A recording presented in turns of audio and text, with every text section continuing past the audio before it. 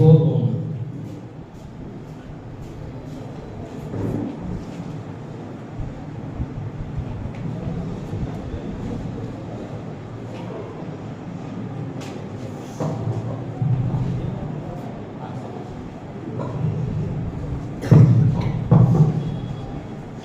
அஸ்ஸலாமு அலைக்கும் வரஹ்மத்துல்லாஹி தஆலா வபரகாத்துஹு.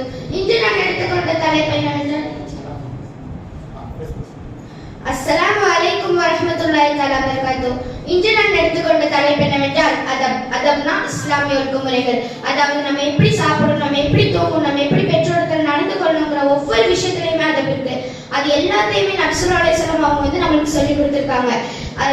அல்லாஹ் திருக்குர்ஆன்ல சொல்ற 33 வசனத்துல லகத் கான லகும் ஃபீ ரசூலில்லாஹி உஸ்வத்துன் ஹஸனா, அதாவது அல்லாஹ்வின் தூதரிடம் உங்களுக்கு அழகிய முன்மாதிரி இருக்கிறது. அல்லாஹ் சொன்ன கட்டளைப்படி தான் நபி ஸல்லல்லாஹு அலைஹி வஸல்லம் நடந்து கொண்டிருக்காங்க.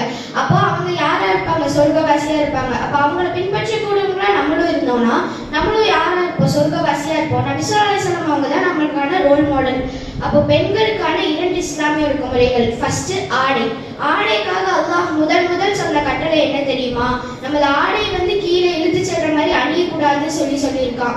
ஏன் தெரியுமா? அந்த காலத்து ராணிங்க அவங்களோட பெருமைக்காக ஆடை கீழே இழுத்து செல்ற மாதிரி போட்டுட்டு அவங்க காவலாளிகளை அவங்க பின்னாடி எடுத்துட்டு வர சொல்லுவாங்க. அந்த இடத்துல அவங்க என்ன பண்றாங்க தெரியுமா? அந்த இடத்துல நான் தான் அந்த ஊர் ராணி அப்படி சொல்லி அவங்க பெருமை கொள்றாங்க.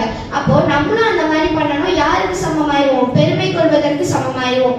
அல்லாஹ் நபி ஸல்லல்லாஹு அலைஹி வஸல்லம் அவங்க சொல்றாங்க, யார் தனது ஆடையை கீழே இழுத்து செல்லும்படி அணியிருக்கிறாரோ அவர்களை அல்லாஹ் மறுமையில் ஏறெடுத்து கூட பார்க்க மாட்டான் அப்படி சொல்றாங்க.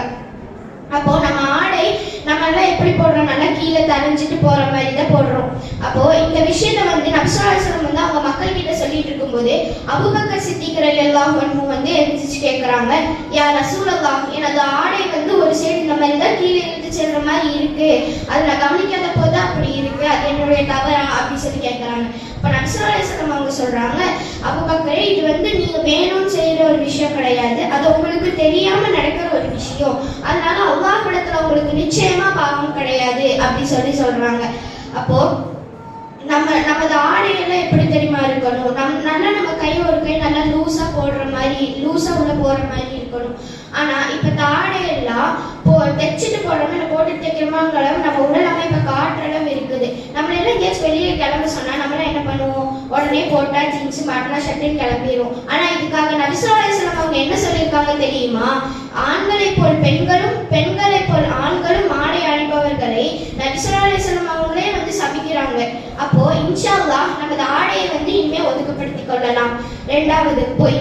அல்-கிதுபு யாக்குலுல் ஈமான், பொய் ஈமானை தின்றுவிடும் அப்படி சொல்றாங்க. நமக்கு கடுகளவு ஈமான் இருந்தா கூட அல்லாஹ் நம்மளை சொர்க்கத்துல போடுறான். அதே நம்ம பொய் சொல்லி நம்ம ஈமானை நம்மளே கெடுத்துக்கிட்டோம்னா நம்மளுக்கு எப்படி சொர்க்கத்துல இடம் கிடைக்கும்? அல்லாஹ் நமக்கு எப்படி சொர்க்கத்துல இடம் தருவான் சொல்லுங்க. அப்போ நம்ம இப்ராஹிம் நபி அலைஹிஸ்ஸலாம் அவங்க வாழ்நாள்ல வெறும் 3 பொய் தான் சொல்லியிருக்காங்க. அதுக்காக அல்லாஹ் இடத்துல அவங்க எவ்வளவு தௌபா செஞ்சிருக்காங்க தெரியுமா?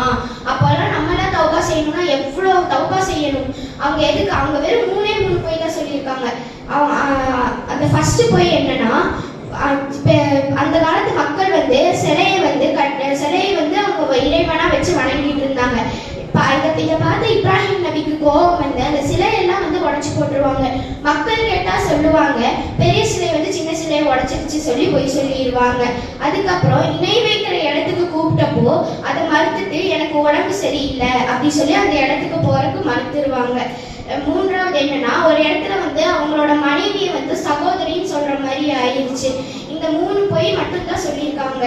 அப்புறம் நம்ம எந்த இடத்துல தெரியுமா பொய் சொல்லணும்? நம்ம பொய் சொன்னாதான் அந்த இடத்துல 2 முஃமின் சேருவாங்க அப்படின்னா அந்த இடத்துல நம்ம பொய் சொல்லிக்கலாம். அந்த இடத்துல பொய் சொல்றதுல தப்பே இல்லை. ஆனா நம்ம எல்லாம் எப்படி பொய் சொல்றோம்? காலையில ஏன் ஸ்கூலுக்கு லேட்டுன்னு கேட்டா அங்க ஒரு பொய், ஏன் ஹோம்ஒர்க் முடிக்கலன்னு கேட்டா அங்க ஒரு பொய், ஏன் மதரசாக்கு லேட்டுன்னு கேட்டா பொய். அது இப்படி ஒவ்வொரு நாளும் இவ்வளவு பொய் சொல்லி கொண்டு நம்மளோட ஈமானை நம்மளே கெடுத்துக்கிறோம். அப்போ இன்ஷா அல்லாஹ் இனிமே பொய் சொல்வதை நாம் தவிர்த்து கொள்ளலாம். இத்துடன் என்னுடைய முடித்துக் கொள்கிறேன். அஸ்ஸலாமு அலைக்கும் வரஹ்மத்துல்லாஹி வபரகாத்துஹு.